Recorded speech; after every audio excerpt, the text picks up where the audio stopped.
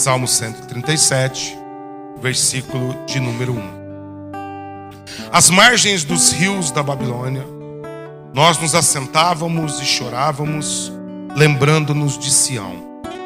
Nos salgueiros que lá havia, pendurávamos as nossas harpas, pois aqueles que nos levaram cativos nos pediam canções, e os nossos opressores que fôssemos alegres, dizendo: entoai-nos algum dos cânticos de Sião.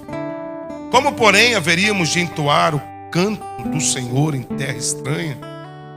Se eu de ti me esquecer, ó Jerusalém, que se resseque a minha mão direita, apegue-se-me a língua ao paladar, se me não lembrar de ti, se não proferir eu, Jerusalém, a minha maior alegria.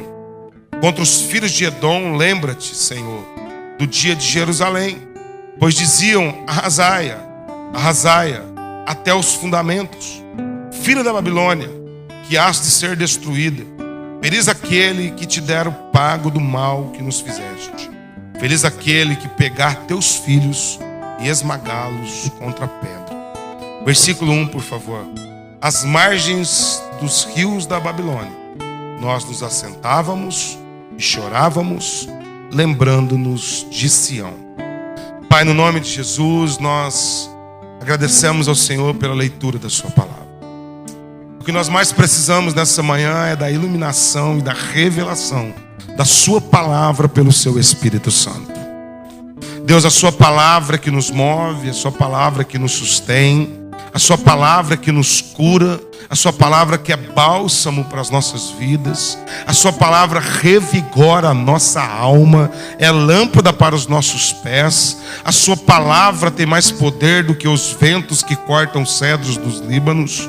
A sua palavra, Deus, pode transformar a nossa vida, Jesus. O que nós queremos nessa manhã não é só conhecimento, o que nós queremos é transformação de vidas. O que nós queremos essa manhã não é só entendimento dessa letra. Nós queremos que essa palavra nos mude de dentro para fora, nos converta, nos traga uma nova natureza, Senhor. Que a sua palavra seja como fogo consumidor e como martelo que esmiuça a penha nessa manhã. Que a sua palavra é a espada que penetra no mais profundo do nosso ser, ao ponto de separar os nossos sentimentos da nossa razão, os nossos anseios do que é realmente a verdade. Transforma-nos pela sua palavra. Nós precisamos sair daqui transformados nessa manhã, Jesus. É a nossa oração em favor, Deus, de cada um de nós, pela misericórdia, em nome de Jesus. Eu já tenho alguns domingos falado sobre restauração e recomeço na nossa caminhada. Eu comecei a falar com vocês há aproximadamente uns 4 domingos sobre Esdras, capítulo de número 3.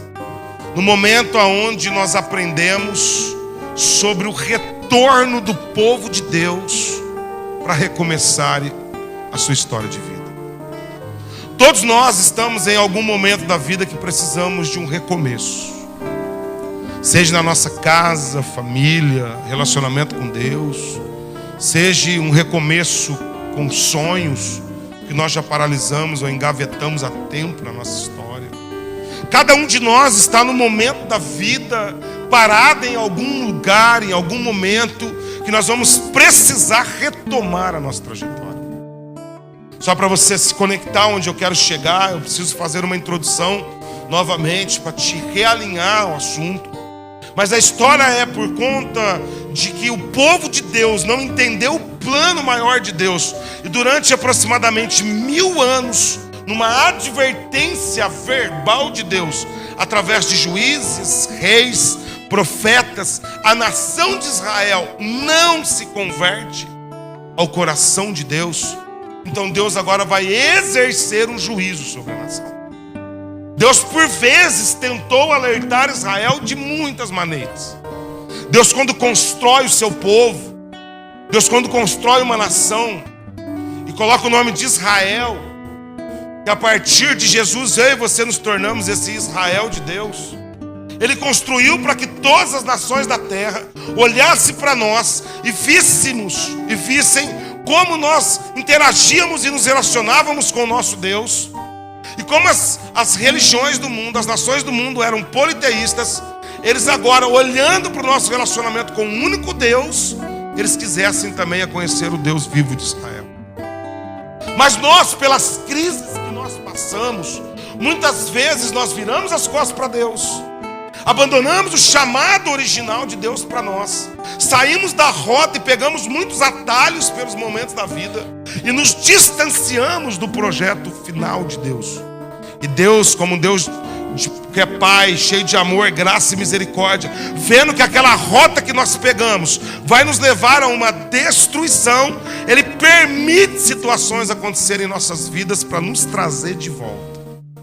Deus constantemente abala as coisas abaláveis nas nossas vidas para permanecer as inabaláveis, como diz o autor de Hebreus capítulo 12.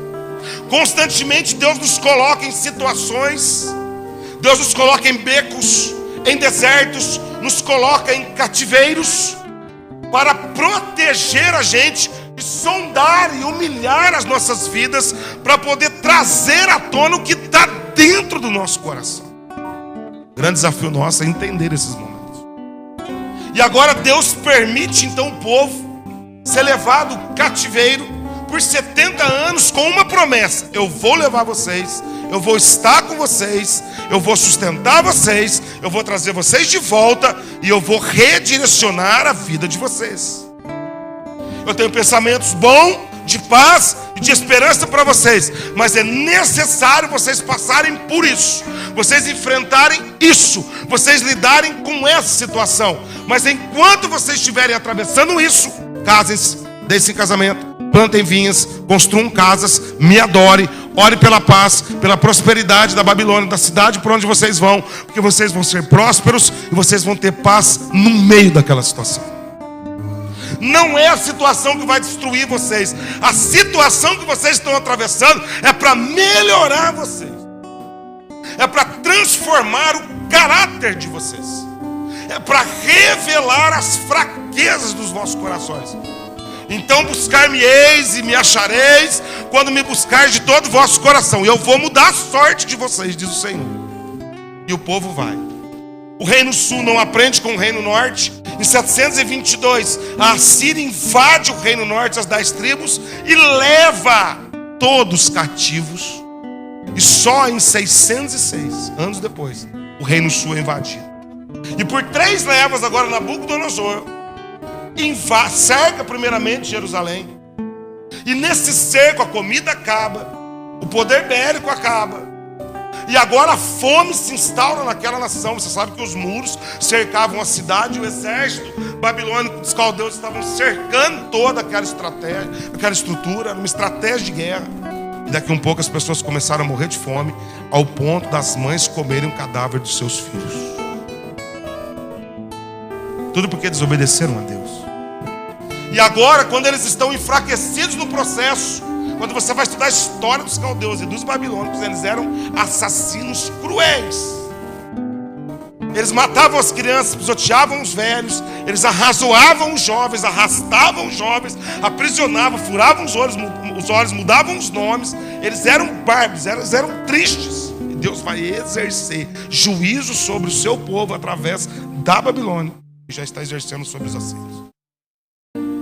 E agora eles invadem essa nação e arrastam, levam na primeira leva todos esses jovens dotados, inteligentes, sábios, como Daniel e seus amigos, e vai 3 levas destruir o templo, roubar todos os utensílios, acabar com o culto, com a celebração, com a adoração, com toda a esperança, todos os sonhos, arrazoaram os muros, queimaram as portas, os velhos ficaram, Jeremias fica com eles nesse processo. E agora chega Esdras.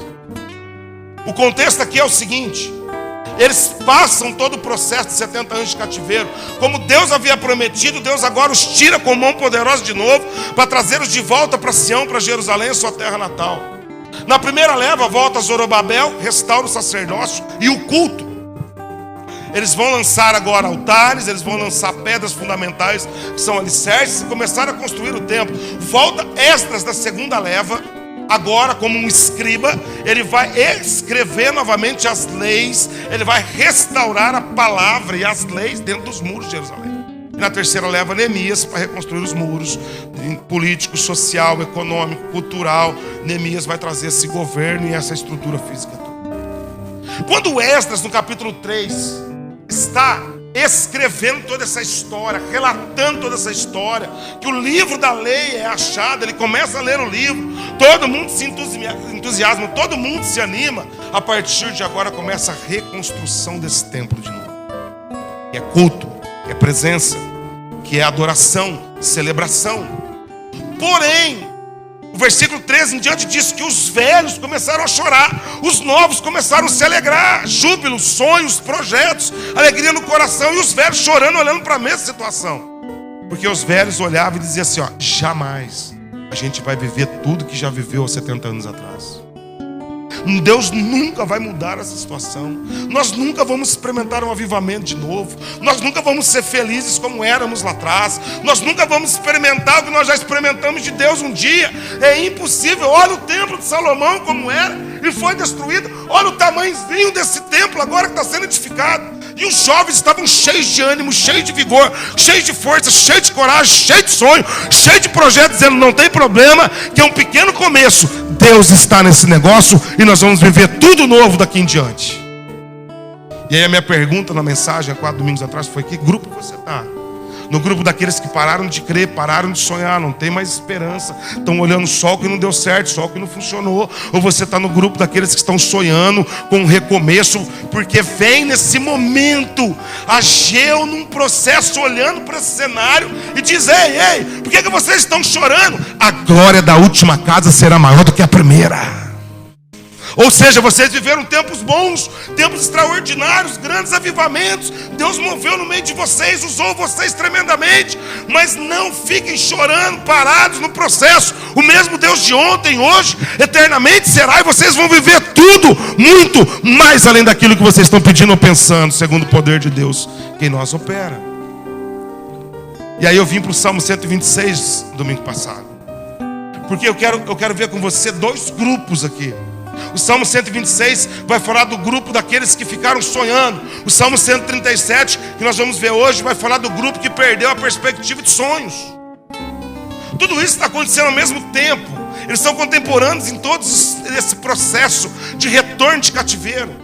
O Salmo 126 vai dizer para nós assim, quando nós fomos restaurados, quando nós retornamos de Sião, Salmo 126:1, quando o Senhor restaurou a nossa sorte de Sião, nós ficamos como quem sonha.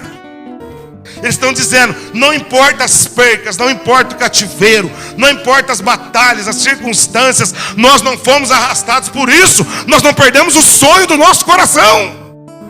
Nós não perdemos a esperança, não perdemos a fé, não perdemos a motivação, não perdemos a convicção. Nós ainda continuamos sonhando, mesmo que o templo é pequeno, mesmo que as crises estão instauradas, os muros ainda estão destruídos, tem muita coisa para arrumar, mas nunca despreze os humildes começos. É um pequeno começo, e eles estavam como quem sonha. E eles não perderam sonhos, ainda que eles vivenciaram todo aquele processo, mas eles alimentaram os sonhos de Deus no coração deles. Os sonhos levou a uma esperança, a esperança a uma fé completa. E eles passaram por todo o processo, mas eles não se amarguraram na caminhada. Eles não desistiram na caminhada. Eles não fizeram como que aqueles velhos que ficaram só no saudosismo do que tinham vivenciado um dia que foi muito bom. Eles criam que Deus ia fazer tudo novo de novo. Eles criam um avivamento, eles criam uma mudança, eles criam um recomeço, eles criam uma restauração, e eles estão cheios de alegria no coração. No entanto, que no versículo de número 2, eles vão dizer assim, então a nossa boca se encheu de riso, os nossos lábios se encheram de júbilos, e as nações diziam, entre elas, grandes coisas fez o Senhor por eles. E nós temos uma certeza, vai dizer no versículo 13, e nós temos uma certeza, grandes coisas fez o Senhor por nós, por isso estamos alegres. Eles estão dizendo, Nós passamos tudo que passamos. Nós nunca perdemos os sonhos. Sabe por quê? Porque nós vimos durante o período da crise, durante o período do cativeiro, diante do período da dificuldade, que Deus nunca nos deixou. Deus cuidou da gente em tempo oportuno. Ainda que nós passamos tudo isso que nós passamos ou estamos atravessando hoje, grandes coisas Deus fez. Eles estão lembrando dos feitos de Deus. Eles têm uma memória de gratidão. E tem muita gente que no meio da crise perde a memória de gratidão e amargura a alma, e desfalece na fé, e desiste de Deus, e de confiar em Deus, e de acreditar que Deus tem sempre a última palavra sobre nós. E eles estão dizendo: não saiu do jeito que a gente queria, não era da maneira como nós queríamos, as coisas saíram complicadas, fomos arrastados, fomos saqueados da pátria, passamos muitas crises, fomos zombados o tempo todo pelos soldados babilônicos. Mas tem uma coisa: grandes coisas Deus fez por nós. Se você parar para analisar a sua vida, mesmo no meio das noites mais escuras, grandes coisas Deus fez por você. Grandes coisas Deus tem feito por você. Mesmo no vale de baca de lágrimas, Deus tem transformado em portas de esperança. Mesmo andando em meio à tribulação, como diz o salmista, Deus tem refeito as nossas vidas. Para olhar da onde Deus tirou a gente, como Deus vai cuidando de tudo. Ainda que você está na crise, você não consegue enxergar, porque as circunstâncias são muitas, porque é complicado mesmo você perder no processo, é complicado você ser esmagado, você ser tirado, é desafiador. Mas se você parar para analisar, você vai ver que no meio de tudo isso, grandes coisas Deus já realizou no nosso meio. E eles continuam no Salmo 126, dizendo que aqui o processo que eu ministrei semana passada, que mesmo que nós somos arrancados, mesmo que nós somos destruídos, arrazoados, e ficamos 70 anos naquela angústia, nós não paramos de andar, de cantar, de chorar e de semear. São 4 verbos aqui: andando, cantando, chorando e semeando. Ou seja, nada fez a gente desistir, nada fez a gente parar. Porque o grande segredo da vida não é só você atravessar as tribulações, é como você está atravessando. A questão que forma um homem e uma mulher de Deus não é as circunstâncias que ele está passando, é como você está reagindo frente a elas, como você está lidando frente a elas, em quem você tem crido quando a contrariedade chega. Você conhece a natureza de Deus, os caminhos de Deus, a vontade de Deus. Você está conectado ao caráter de Deus, que é imutável nesse processo. Porque é aqui que nascem as convicções do nosso coração. É aqui que você continua andando. É aqui que você não para, não retrocede, não fica estagnado na caminhada. É aqui que você, mesmo chorando, com muitas lágrimas, você diz: eu tenho uma semente de fé, eu tenho uma semente de esperança, eu tenho uma semente de misericórdia, eu tenho uma semente de amor. Eu vou lançar mais uma semente, porque no tempo oportuno certamente eu vou colher. E o texto diz que aquele que anda caminhando, aquele que planta chorando, voltará colhendo os mostos com alegria. Eu tenho descoberto na minha vida que o terreno mais fértil é o mundo espiritual. Tudo que você plantar, você vai sentar na mesa para colher as consequências. Gálatas 6:7: de Deus não se zomba, tudo que o homem plantar certamente colherá. Cada semente que você tem plantado, porque cada semente tem um poder germinativo. Tem sementes que entram em dormência no solo, que ficam 10, 20, 30 anos. Tem sementes que chegam a ficar 90 anos. Aí depois passa um fogo. Aquele fogo dá um choque térmico naquele solo. A partir daquele choque térmico, a semente sai do estado de dormência e ela vai para a gema apical e começa a frutificar de novo. Tem sementes que você tem plantado chorando há anos. Deus não esqueceu disso. O reino espiritual é uma sementeira. Você vai voltar a colher nos seus mostos com alegria. Com alegria. É aqui que o povo se conectou. Esse grupo é o grupo que não desistiu, que não parou. É o grupo que nunca deixou de caminhar, nunca deixou de semear, de sonhar, de acreditar, de experimentar a convicção de que Deus, no tempo oportuno, ia mudar todas as coisas. Agora a gente vem para o Salmo 137. O Salmo 137 é o outro grupo. É o grupo dos que desistiram. É o grupo daqueles que não conseguiram suportar a prova, não conseguiram suportar a situação momentânea. É o grupo daqueles que não conseguiu se conectar com Sião, se conectar com a realidade de novo. Tem gente que atravessa crises que desassocia da realidade, constrói um mundo paralelo, um mundo inexistente. Antes, quando a gente era pequenininho, a gente tinha um amiguinho imaginário, não tinha?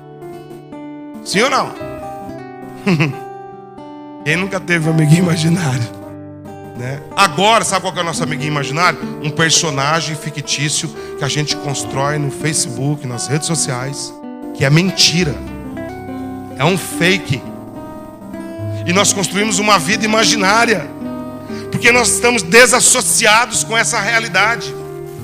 Nós estamos desassociados com essa verdade das dores que nós estamos atravessando. Então é melhor eu construir uma esquizofrenia espiritual. Então é uma separação, é um hiato. A minha vida, eu faço algo, eu estou vivendo algo, mas eu apresento algo diferente. Eu acredito nessa vida fictícia. Tem gente tão doida que conta mentira para ela e acredita na mentira.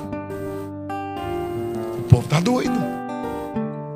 Esse grupo aqui do Salmo 137, eles estão já em Sião, presta atenção. Eles chegaram em Sião, eles passaram o cativeiro, eles atravessaram o cativeiro, eles suportaram aquelas crises, mas as crises os moldaram.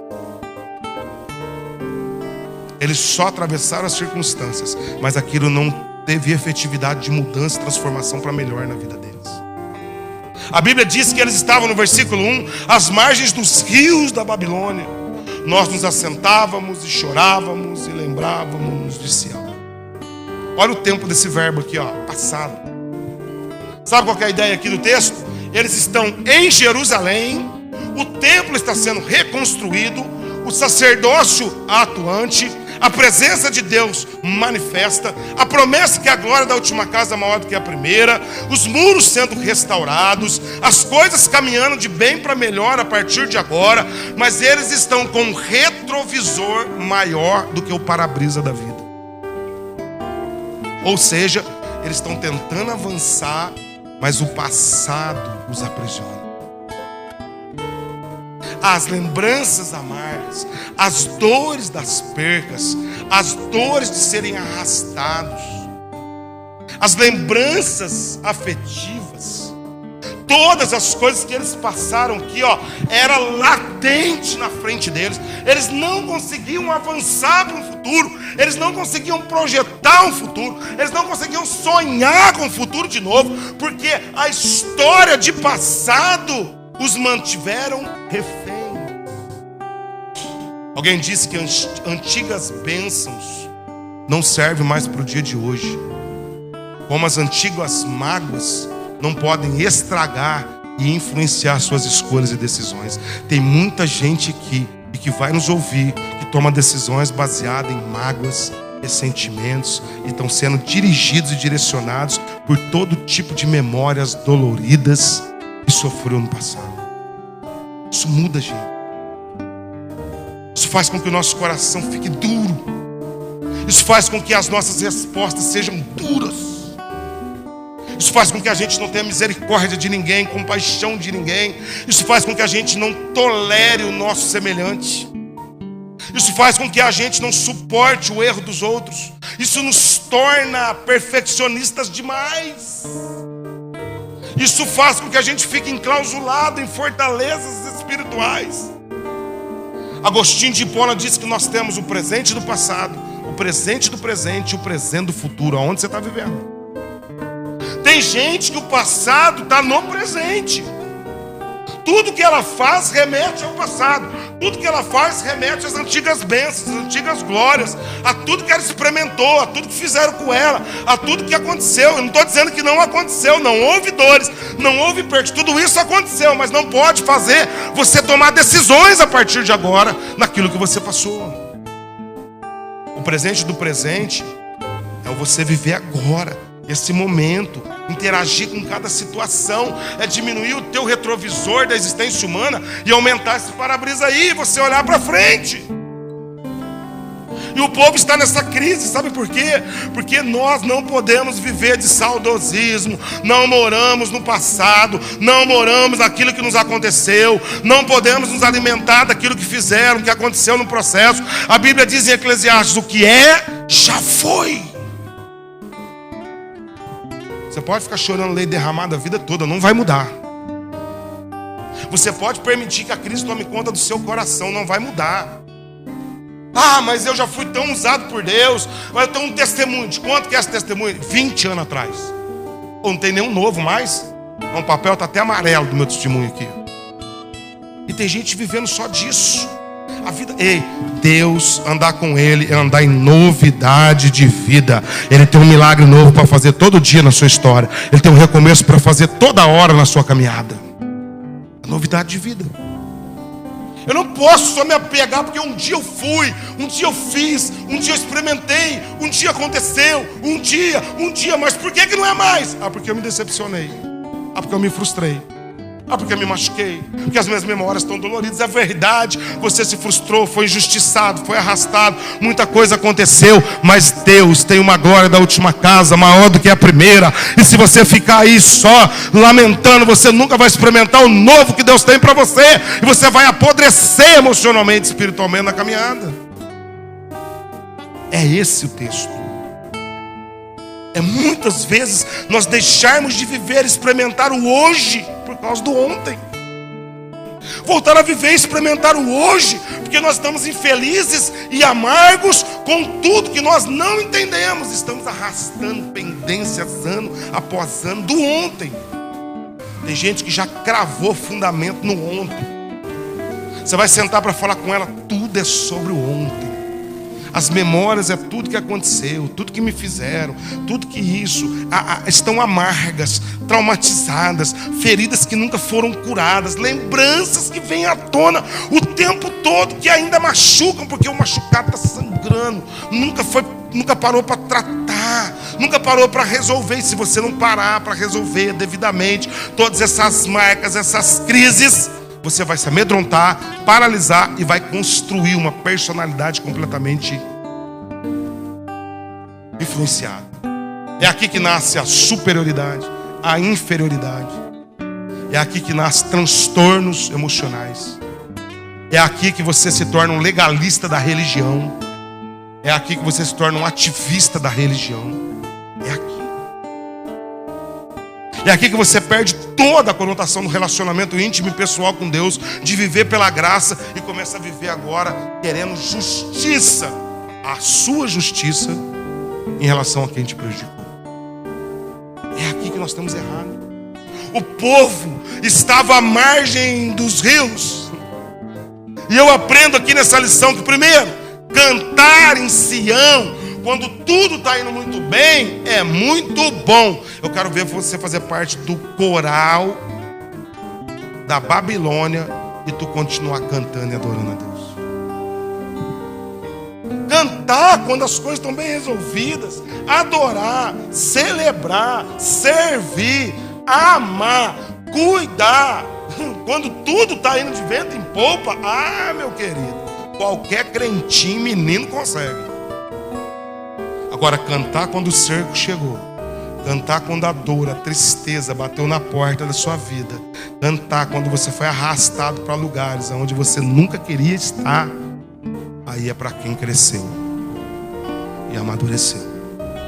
É Jó cantando assim: Deus me deu, Deus tomou, bendito seja o nome do Senhor. Não mudou o coração dele. A situação não mudou o coração. As circunstâncias não mudou o coração dele com Deus. Ele conhecia a natureza de Deus. Ele não tinha tido uma experiência pessoal, mas a natureza de Deus ele já sabia. Ele não tinha problema de entender que tudo que ele teve foi Deus. E aí os meus amigos aqui do Salmo 137, esse grupo, eles não entenderam. Diferente de Daniel, Sadraque, Mesaque, Abidnego e outros jovens. Eles estavam na mesma geografia, eles estavam na mesma situação, eles enfrentavam o mesmo cativeiro, eles foram arrastados dos mesmos jeitos, despatriados, eles perderam a pátria, perderam a identidade, perderam toda a questão social e cultural, mas eles não se amoldaram conforme o cativeiro. Eles conseguiram lidar com os desafios, porém não magoaram o coração, não desistiram de acreditar em Deus, eles agiram transformando aquela realidade. Nós temos sido, quando as coisas saem do nosso controle, como nosso coração tem reagido, qual testemunho eu tenho dado para os de fora, como eu tenho interagido com as Babilônias que Deus tem permitido eu estar, aqueles lugares que Deus te arrasta, sabe aqueles lugares que Deus te arrasta que você nunca queria estar lá, aquelas situações que lhe acontecem no meio do processo, que você nunca imaginava que você iria para lá, porque tem lugares que Deus arrasta a gente. Tem gente amargurada, que foi arrastada para um casamento, que nunca experimentou uma alegria e uma paz. Tem gente há 10, 20, 30, 40 anos em crise dentro de um casamento, porque foi arrastada para um casamento. E aí o coração endureceu, o coração amargurou, e você não experimentou ainda um recomeço, uma restauração completa, porque essa crise, você não permite Deus tratar seu coração. Ah, ninguém merece esse casamento. É verdade, ainda bem que é você que está nele. Ah, fui arrastado por isso. Tá bom, se você foi arrastado e acredita na soberania de Deus, sabe cada semente que você tem plantado, Deus vai te dar alegria para voltar colhendo em nome de Jesus. Ah, eu fui arrastado para esse emprego, eu não suporto esse emprego, eu tenho uma raiva de trabalhar toda semana.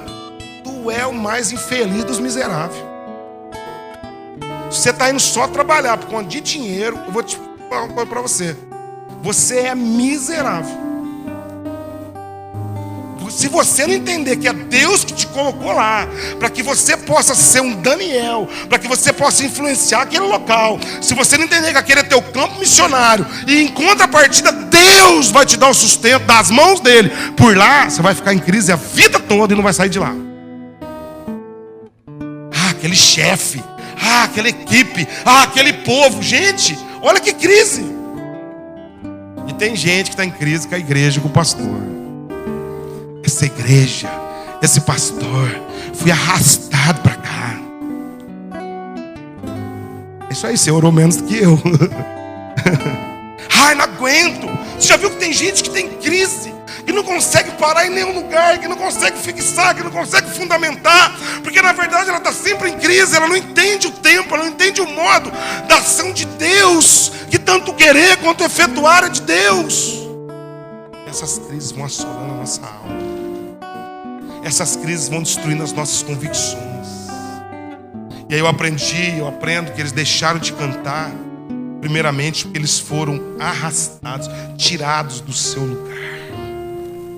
Eles foram levados. Por isso que eles estão às margens dos rios da Babilônia. Tem gente que está sempre à margem, olhando para os rios, sempre vislumbrando aquela crise de águas que vêm impetuosas e nos arrastam com tudo. Porque as crises, quando chegam, elas nos arrastam com tudo.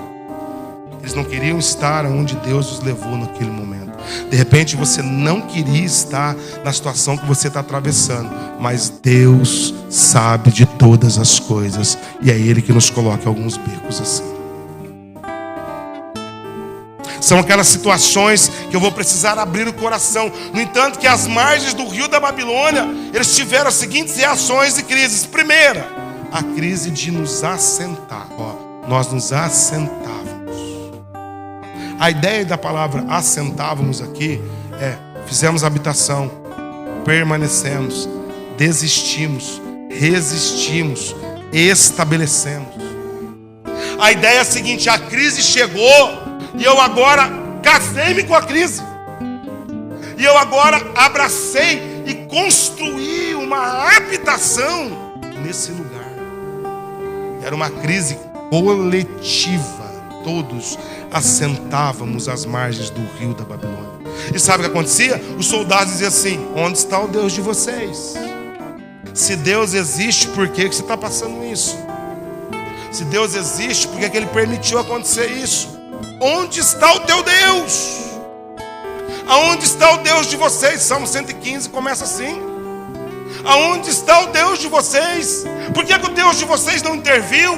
Por que o Deus de Sião não interviu? Canta pra gente, canta um cântico de Sião aí pra gente. Eu quero ver você celebrar agora. E a Bíblia diz que eles entraram numa desolação de angústia de alma, que eles se assentavam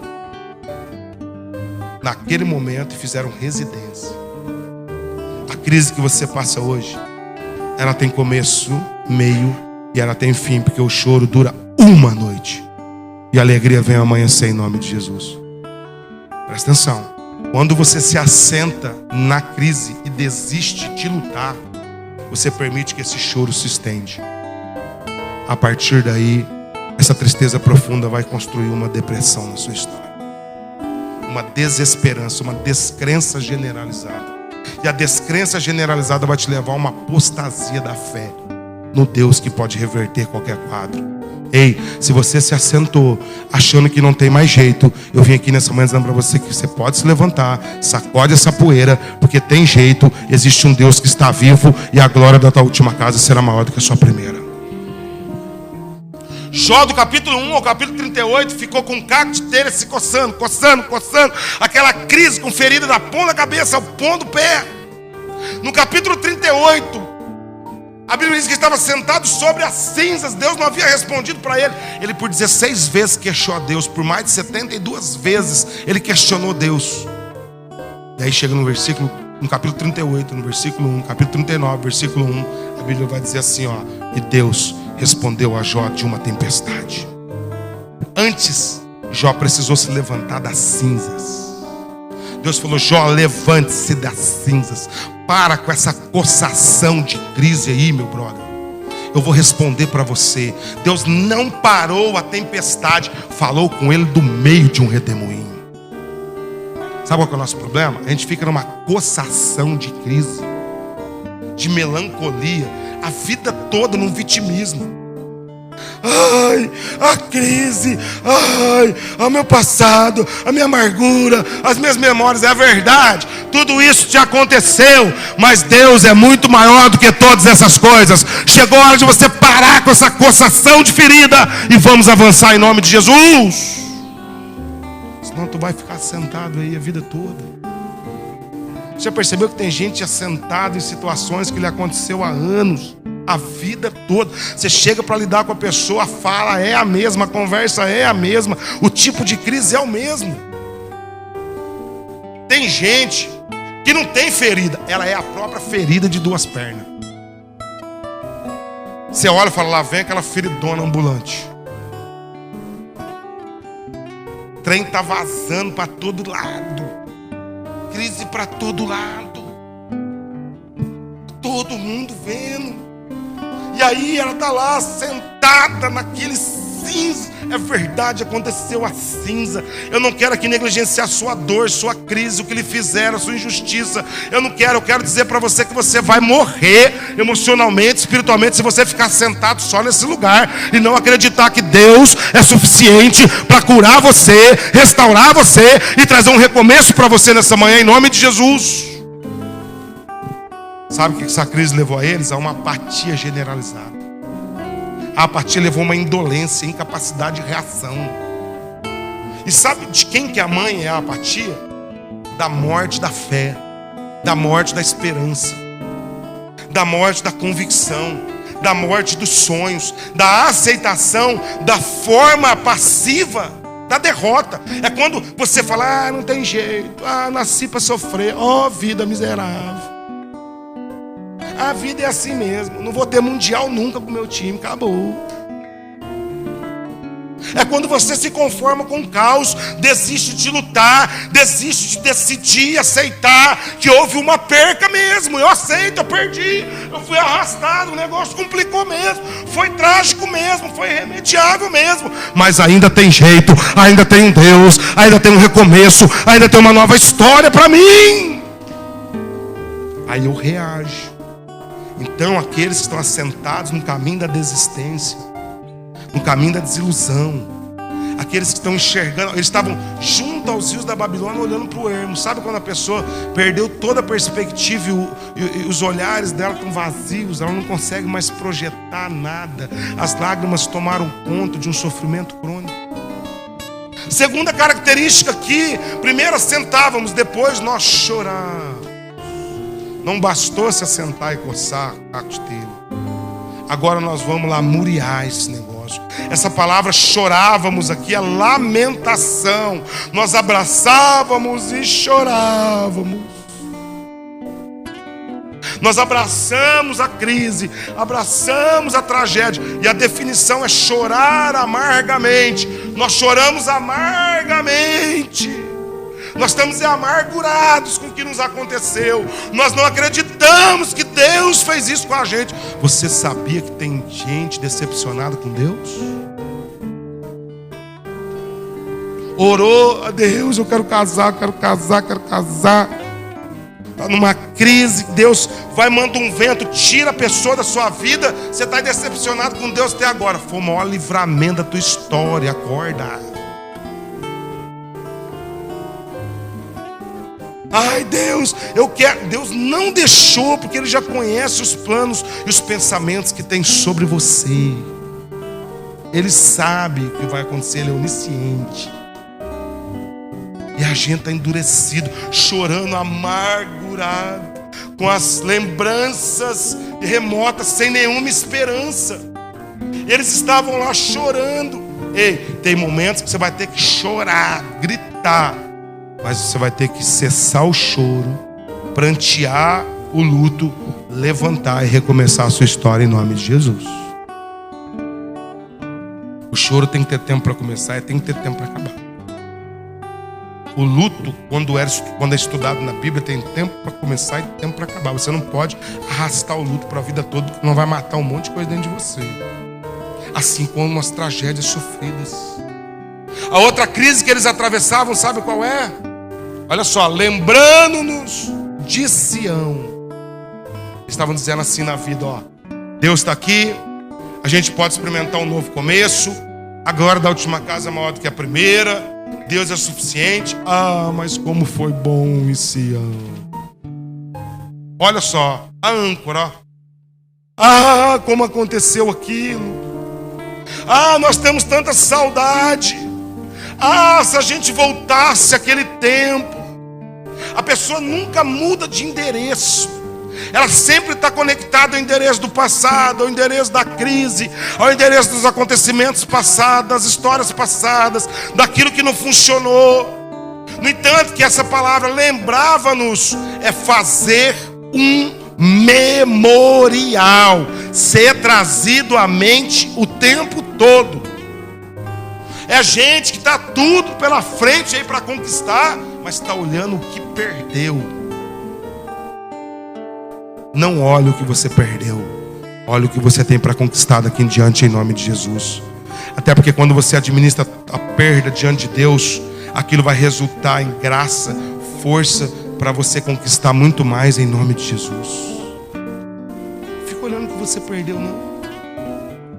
Tem muitas conquistas ainda pela frente. Agora tem gente que fica fazendo um memorial dessa lembrança.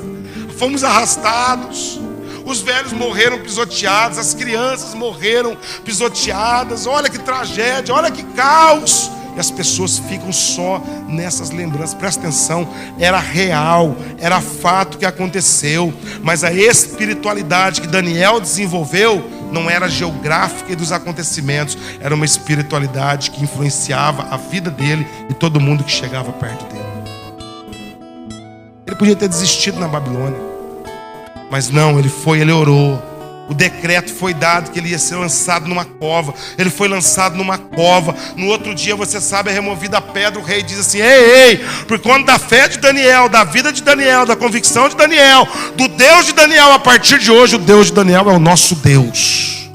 Tudo que você está passando hoje, e você decide avançar, sem sentar, chorar e lamentar, Deus vai usar como lindo testemunho para transformar outras vidas em nome de Jesus. Ah, mas eu estou nessa escola, essa Babilônia. É verdade, é uma Babel. Deus te colocou lá para você ser um Daniel lá no meio. Ou você muda essa realidade, ou você vai se assentar, ou você vai ficar chorando, e você vai se contaminar com aquilo. Qual tem sido o seu testemunho nesses lugares? Porque Daniel não era crente só em Sião, não. Ele não cantava só em Sião, não. Ele foi crente na Babilônia, ele cantou na Babilônia. Essa história de não, o meu negócio, o meu namoro, a minha vida, não sou crente só de domingo, e olha lá, de vez em quando ainda.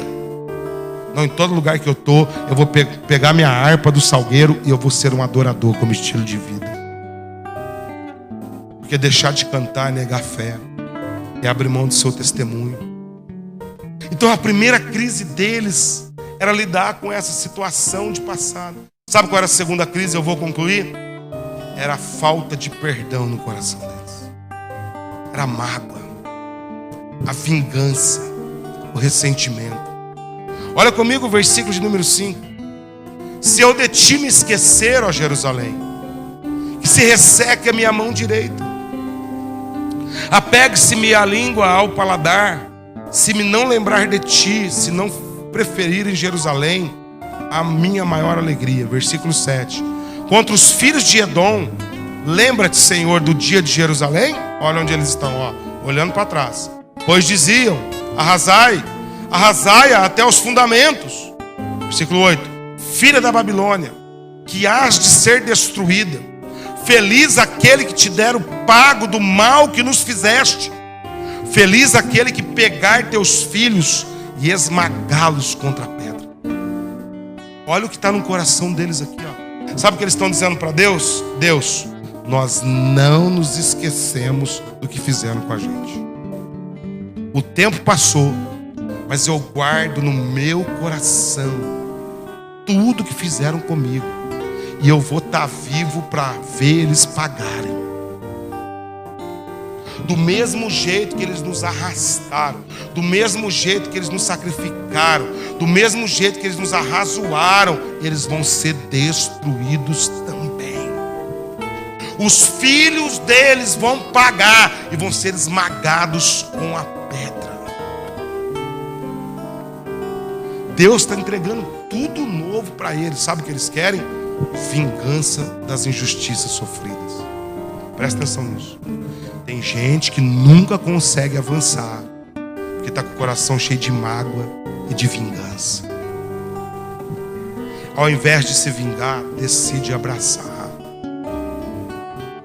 Permita com que a compaixão e a misericórdia tome conta do seu coração.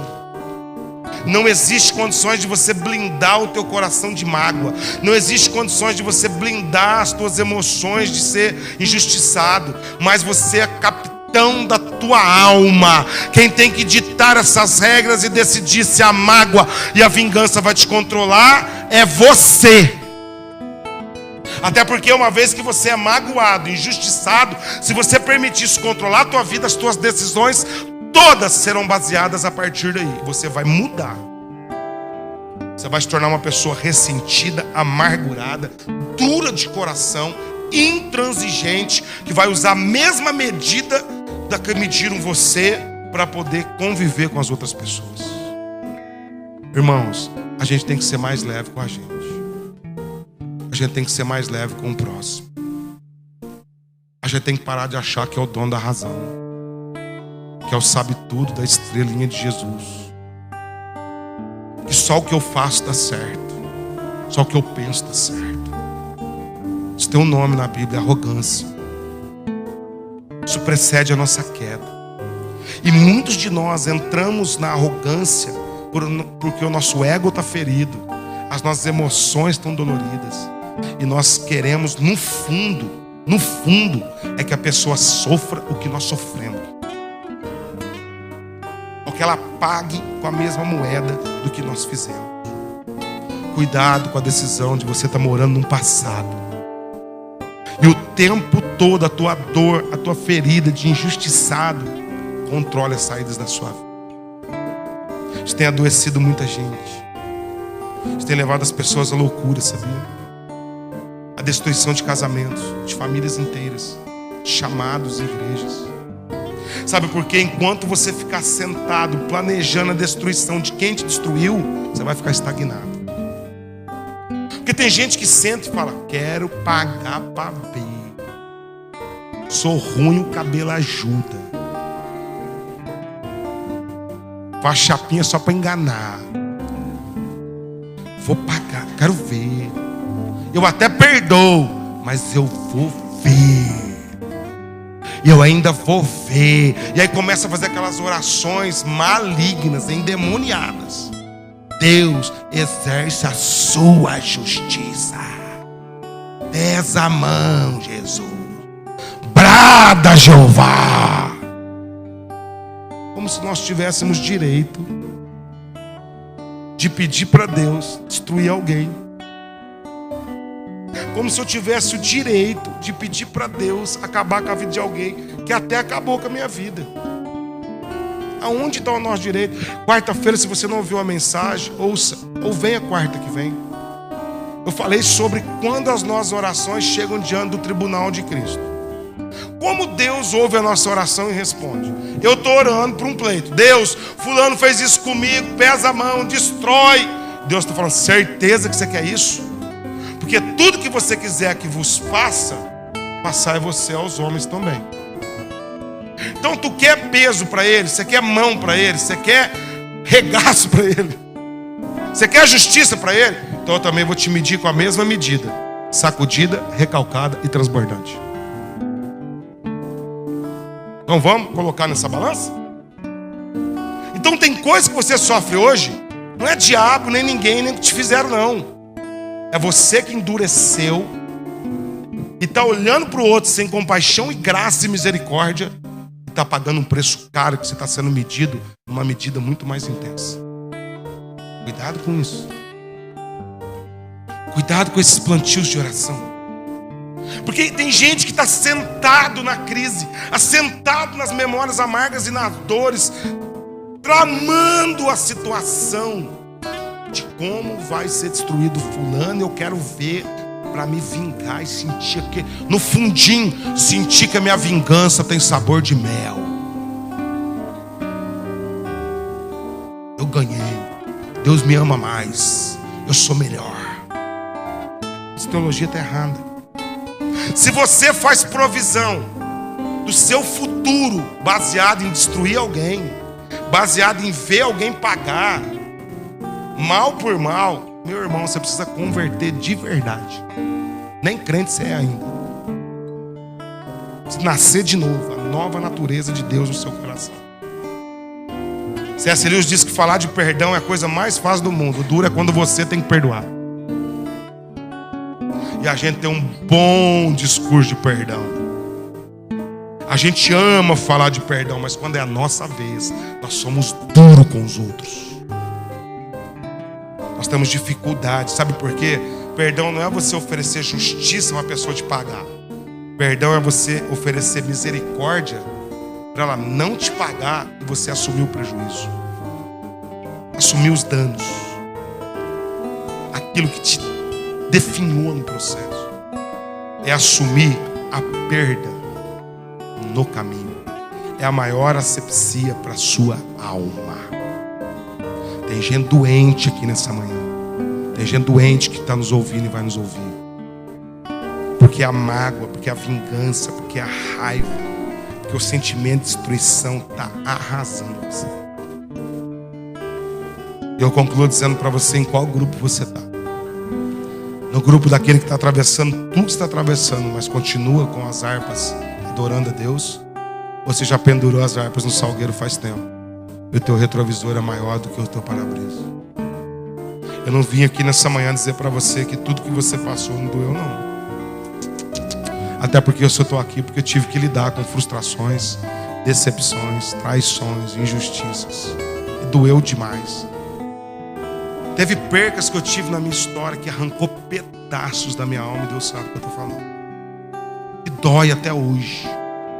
Que eu tenho que administrar todo dia para as minhas decisões não serem baseadas na dor do meu coração. Teve questões que eu queria com as mãos resolver. Teve questões que eu queria exterminar da minha vida para nunca mais pensar naquilo. Tanto que dói e doeu. Mas eu não posso sair daqui sem acreditar que Deus é um Deus de recomeços. Que para cada pedaço fragmentado de alma, Ele diz em Isaías 61 e Lucas 4, que Ele é um Deus que restaura o contrito e o quebrado de coração. O que eu quero nessa manhã é que a gente pegue cada pedaço nosso e que a gente coloque aos pés da cruz. Sabe por quê? Porque só Ele pode restaurar as nossas vidas. Ele foi ungido para libertar a gente, para abrir nossas cadeias e para sarar o quebrado de coração. A vida nos é dura demais. As situações que nós somos arrastados ferem a gente demais. Mas você não pode achar que a sua vida se resume a isso. Deus é muito maior do que tudo que te aconteceu. Abandona esse endereço do passado. Abandona esse velho endereço das memórias amargas. Porque Deus tem muito mais para você ir para frente em nome de Jesus. Não fique assentado na sua dor. Não fique só lamentando a sua dor. Não fique só com lembrança do que aconteceu. Permita Deus trazer memórias novas para você em nome de Jesus. Sonhos novos para você. Tem gente que não está funcionando bem no casamento, porque está alimentando memórias lá de trás. Não vive bem em família por memórias lá de trás. Não vive bem com a igreja por memórias lá de trás. O que é, já foi. Não tem como voltar atrás. A única coisa que tem é uma nova perspectiva daqui em diante em nome de Jesus. Você pode se colocar em pé onde você está, por favor?